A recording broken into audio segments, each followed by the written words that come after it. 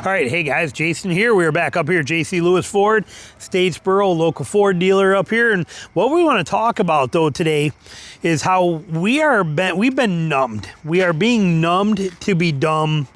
Right now, it's happening, and it's basically nothing we can do about it. And it's a tactic that's used by all different things. Okay, politics do it.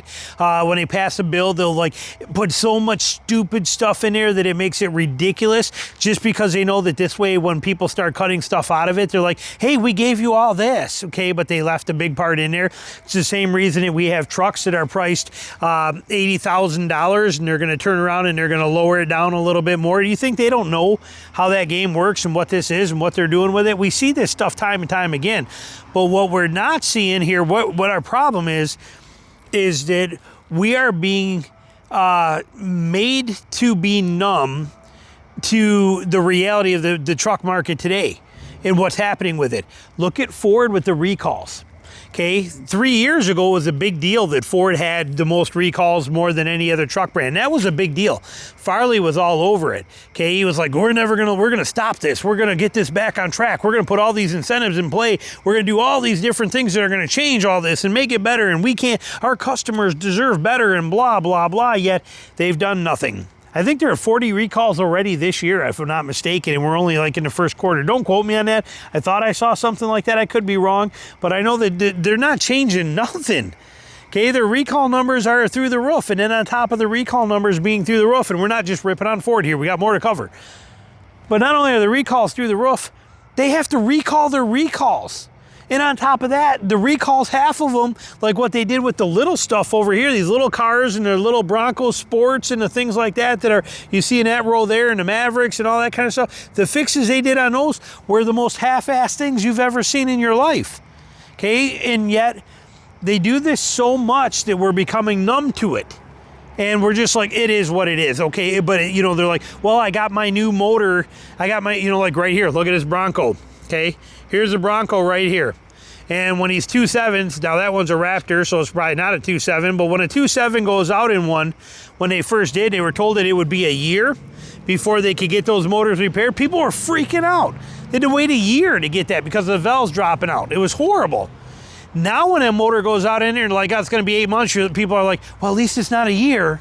See what I'm getting at here? Look at GM with all these 900,000 trucks on recall for these 6.2s. People are going to be waiting years for those motors.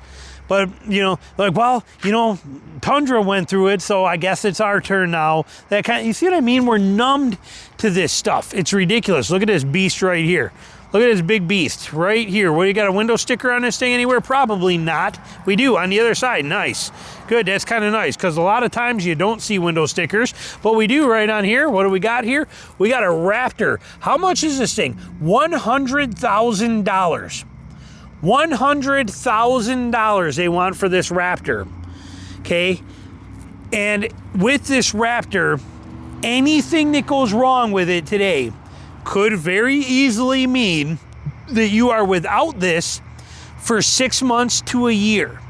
Because it's Ford, because it's Chevy, because it's Ram, because it's Toyota, it doesn't make any difference.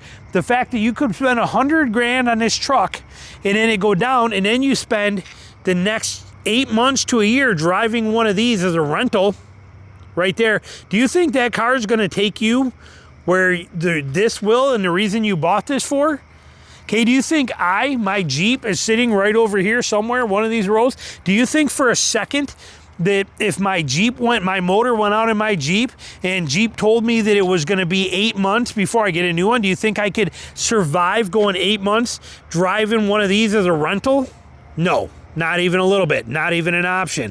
Okay, it's the same as the construction workers and the people that need their vehicles for businesses and things like that. Do you think a upscale Uber driver or something like that that's running around in one of these, what do they call that, an Uber XL, something like that, that's making money using this kind of thing and it goes down, can he use one of those to get by for his business? No, but Ford doesn't care.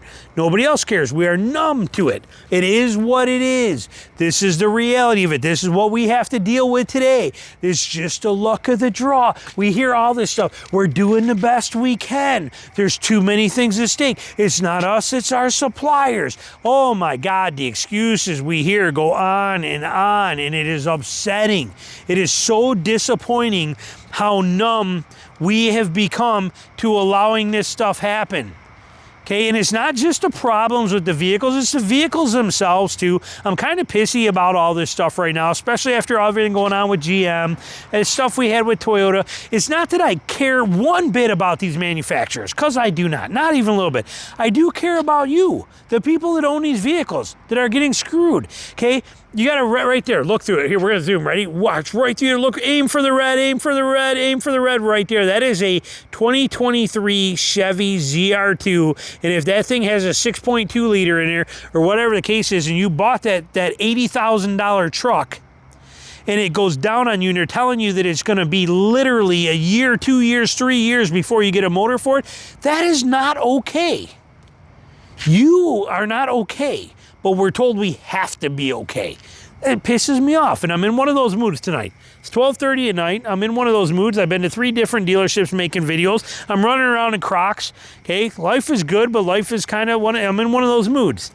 And here's another one: $80,000 truck. Don't get me wrong, it's a fantastic truck, and we just did a video on it.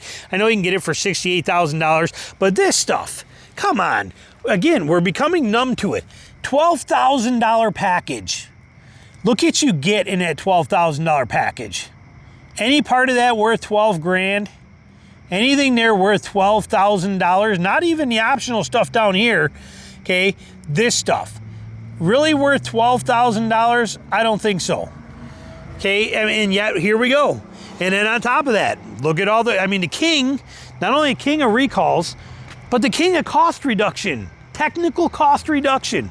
Meaning that they're going to hide stuff and take it out and not tell you they took it out.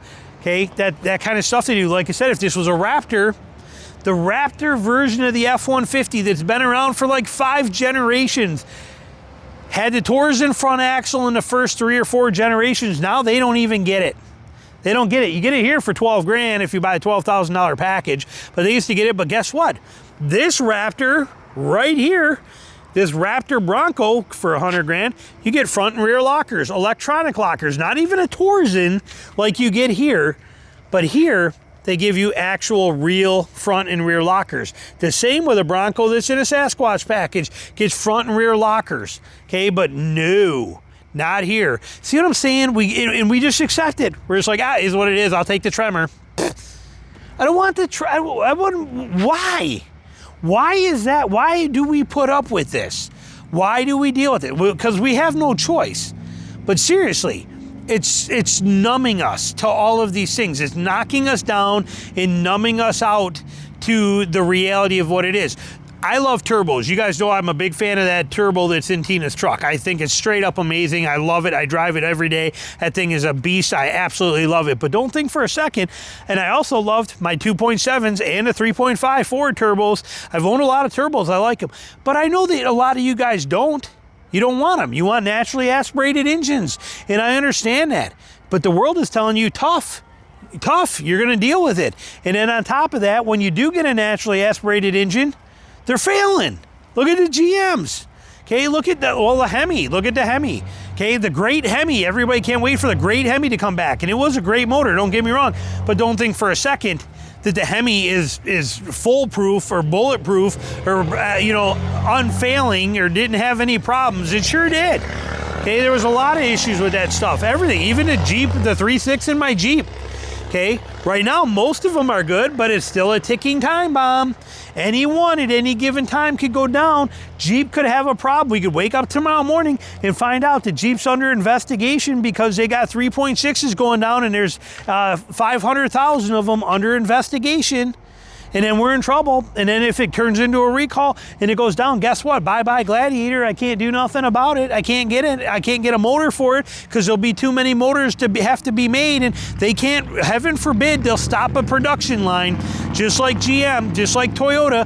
Toyota did not stop making Tundras when you had 100,000 people waiting on a Tundra motor. No, they kept those Tundras pumping right on out. You think GM's going to stop pumping out 6.7 or 6.2 liters? You think there's a reason why they didn't include the 2025s in that recall? Because they got 2025s to sell. So they can't. Same reason Toyota didn't recall the hybrid. Okay, they can tell you whatever they want to. The reason is they wanted to keep them selling. It wasn't a safety recall because the hybrid power would get you off the road. Okay, every dealer plays games, and we're supposed to sit back and take it. We're supposed to just be like, that sucks. But you know what? They always do good. No, they don't always do good. It's time for them to get their heads out of their rear ends and straighten up and do something right. Seriously. I mean, it is upsetting. And I just got done making videos on a GM lot about the 6.2 stuff. Very, very upsetting. Made videos about the Tundra stuff. We made the Bronco is still dealing with the 2.7 issue from 2021 today. Today, they're still dealing with it. Why? Not because they couldn't fix it, but because Ford refused to give in and didn't want to and wouldn't do it right and weren't treating people right. And finally, the government had to get involved and force Ford to do it, and now Ford's doing something about it, okay? Because they didn't do it right to begin with, okay? Again, they tried to cut corners. They tried to screw their customers. They tried to play these games. It's a horrible, vicious cycle. Same with GM. You think GM's going to not? Why do you think they're putting 40 weight oil in these new in the 6.2s now? Why? Because they want to put a Band-Aid on it and push it out past warranty so it's no longer their problem. Okay, these are bad times. This is not good. And we are supposed to sit down and take it and smile. When I talk to somebody on customer service and they act like an idiot and they're not being helpful at all and they don't have an answer for me, I'm supposed to sit back and go, well, thank you, sir. Thank you, ma'am. I appreciate that. When in reality, I want to reach you a phone and that's the way we should be able to express ourselves. But no, we have to sit back and take it. We have to take it because we are a polite society. We have to keep calm and we have to just deal with things that way. And we have systems in place for that. Okay, use your words. Use your words, they always say. Use your words and collect your participation trophy. Well, here we go. It's here now. Like I said, I'm in a mood tonight. And it's here. And this is a reality, and it straight up sucks. And we are being forced to be numb, to be desensitized to the games that they play all the time. The stupid price increases, the stupid employee pricing BS behind the scenes stuff that's going on, the crazy packages, the technical cost reduction, the stupid repairs that never get done, stupid part back orders, stupid games, stupid everything, stupid dealer addendums, stupid dealer markup, stupid. Goes on, and we just sit back and deal with it because we have no choice. Well, I'm just venting about it because it's upsetting. Questions, comments, anything you got, put them down below.